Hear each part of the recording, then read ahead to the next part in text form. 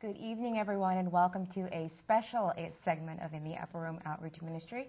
I am Shaana Easter, and I'm here with Michael Riley. Good evening. And you're not mistaken, we are not supposed to be on this evening. This is not our normal Sunday, but it's always a pleasure to be on. So we will still be on March 7th, but we just thought we would sneak in another February program, which is good because we got a lot of stuff. That's right, and it's Black History Month. It's Black History Month, so it's always great to have more time.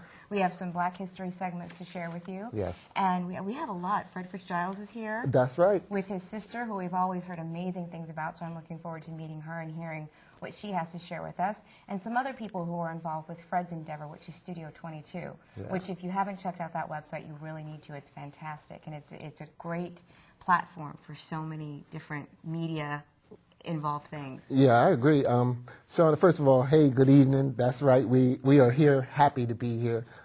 Fred works with so many people. You know, it reminds me of like you and Bill and Terry. Oh my God. You know, it's good. It's a common cause. My dad said to me a couple of weeks ago, how do you do this? Like, how do you do everything? And, you know, I think Fred and you and Bill were the same. It's just, it doesn't feel like it's a lot. Does it feel like it's a lot? Not at all. But I guess from the outside looking in, it seems like it's a lot. But it just feels like, you know. You know, and Sean, I believe that comes from being in the spirit of service. And it's true, and it brings to mind that, you know, God doesn't put any more on you than you can bear. And it also brings to mind, to whom much is given, much is expected. That's it. So. Well, we also have, who else do we have? Oh, Dr. Pritchett. Oh, yeah, on the road with Doc Pritchett, definitely. He's going to come on and set it off with, what, Miss Betty Park? Mrs. Betty Park. Hildeman Chorale. That's right. I've been hearing about the and listening to the Hildeman Chorale since, let's see, I gauge everything by my nephew's birth. Right, so right, okay. It's so funny. Was it pre-Kimani or post-Kimani? So it's been over 12 years that I've been, because he's 12, so it's before him. So yeah, and you know, I watched your face light up when I mentioned the Hildeman Chorale. Yes, absolutely. You was like, oh, I know that. Yeah, definitely. Can I give some shouts out? Absolutely. You've got like an index card full of it. Go for it. Y'all know I normally don't do the notes, but I can't leave anybody Is that the out. One? That's the. You gave me the wrong. I got the wrong one. Okay. Hold on. This is live TV. Sorry, Abin. You're supposed to have this. Okay, here it is. Here it is. The envelope, please. Now, drum roll. First of all, let me just point out one thing. I'm wearing a different hat today. Okay. This hat here was given to me by our great friend Anthony Carter, by he and his lovely wife Terry. So I just want to salute them.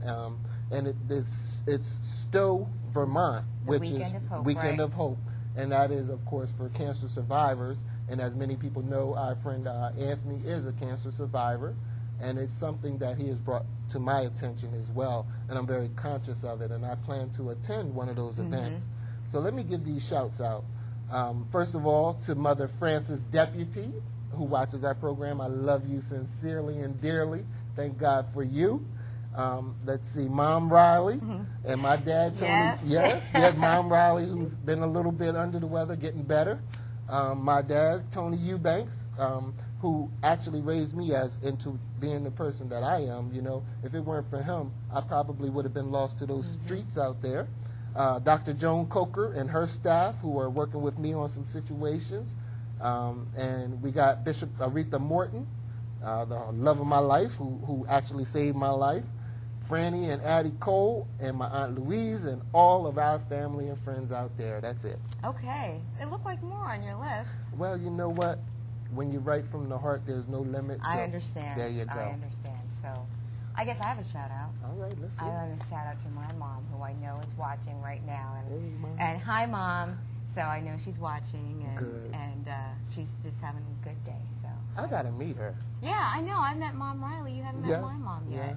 Yes. So we'll have to all go out to lunch someday. I think they would like that. That would be great. Would like that. That would be great. So we wanted to talk about our new endeavor. Yes. You are Upper Room.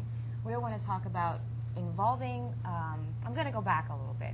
We showed a picture of Sister Dottie Neal in our opening, and we usually always do. And what Michael came up with for an idea for us is so in line with the intent that Miss Neal wanted for this program, which was to lift up the youth. I started this program doing Youth Perspective with Brian Short and Natasha Fisby and oh yeah, everybody was here back then. So that was one of the great things that she wanted for this program, and we want to bring that focus on the youth back. And the way that Michael came up with for us to do that was to feature young artists and young actors. So it is you are future artist, you are future actor. So why don't you tell them a little bit about the details? All right. Well, we're still developing the idea, and the way it works is like this. First of all, we're going to be getting in touch with our viewing audience as best we can via email and through our website.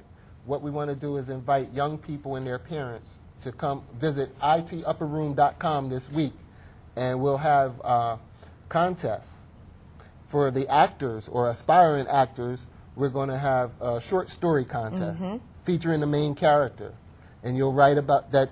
That child will write about that character, and if your entry is selected, then Shaana, who is also an accomplished actress, will give you your child a workshop, and we will record a short story or skit that Shaana will perform with that student who is selected as the winner, and we will show that skit on In the Upper Room and bring the child on and give them a certificate on behalf of In the Upper Room. Now that's the You Are Future Actors, and that's You Are Upper Room Future Actor, and You Are Future Actors. And then the same thing for the future artists. I myself have been known to do a sketch or two. Don't be humble. Not with that. And so we're going to have an art contest. And then that winning student will be brought onto the program. And what I'll do is I'll give them a free art lesson. And we will feature their drawing on the program and bring that student on and give them a certificate from In the Upper Room. And it's all about engaging our children and filling in that gap that has been that space that has been sort of neglecting within the some of the curriculums, which is for the arts, which is a great avenue of expression and growth for young people. It really is. I remember, when my father was in the Air Force, we had to travel around every 2.5, 3 years to different schools in different countries. Yeah. And there was a common thread, in addition to math, English, and science, there was the common thread of the arts. Yeah. And you could see, in different locations where it was a high priority and where it wasn't a high priority. Right. And I know, in looking back now, that where it was a high priority, I was happier. Yes. So, I think about my 9th, 10th, and 11th grade years, which were spent at Northern Burlington, New Jersey, and that was a huge, oh my goodness, such a huge artistic auditions, Governor's School of Arts, marching band, play after play after play every semester. Yeah. And it was such a daily part of what I did. And, looking back, that was my favorite time of my education. See, it's very important it's very important to have a well-rounded and balanced environment for learning, and it's just our way of being of service, using whatever talent pool that we have here in the Upper Room. Right. And I'm just amazed as I look at you and I look at Anthony and I look at Fred and Terry and, Mr. Pritchett.